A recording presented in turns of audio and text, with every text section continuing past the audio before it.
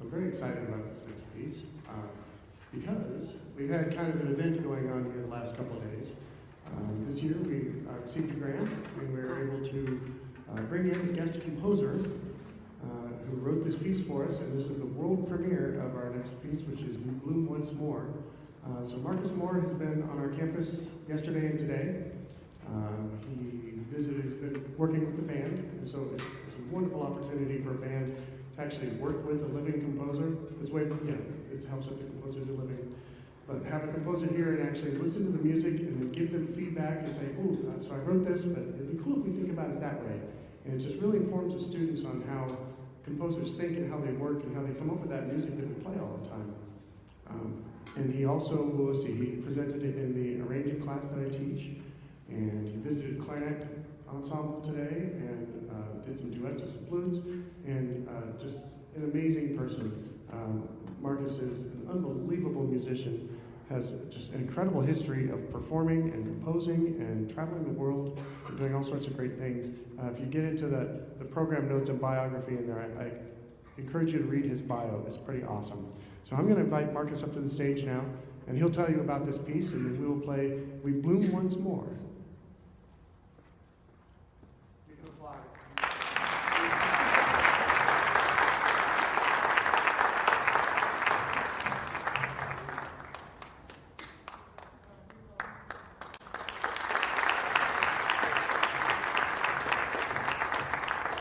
We do this back home in Hawaii a lot, so this is nice. It's like I'm home, except for without the weather. It's so much colder here.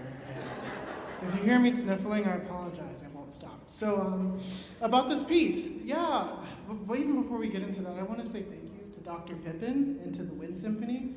These are fantastic young musicians, and I want to thank all of you for being here to support all of them and their dreams. So just a round of applause for them.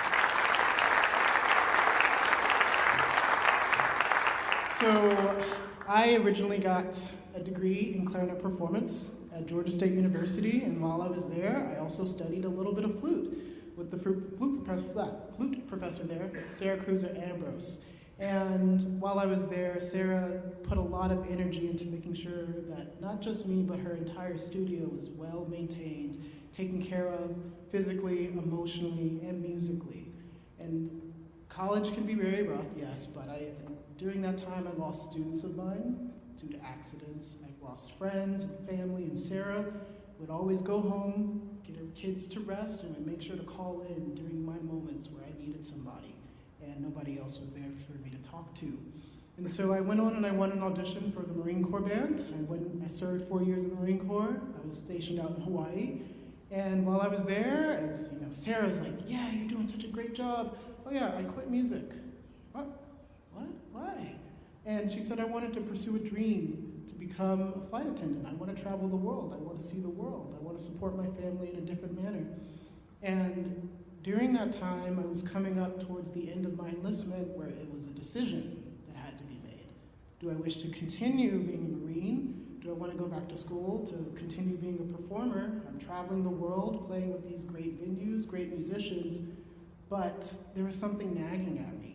And I was playing Dungeons and Dragons with some of my fellow Marines, so if you're into that, you're wrong.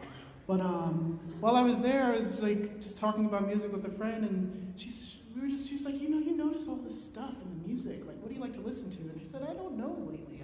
Nothing really excites me. I wish I could hear the sound more. And she said, well, why don't you write it?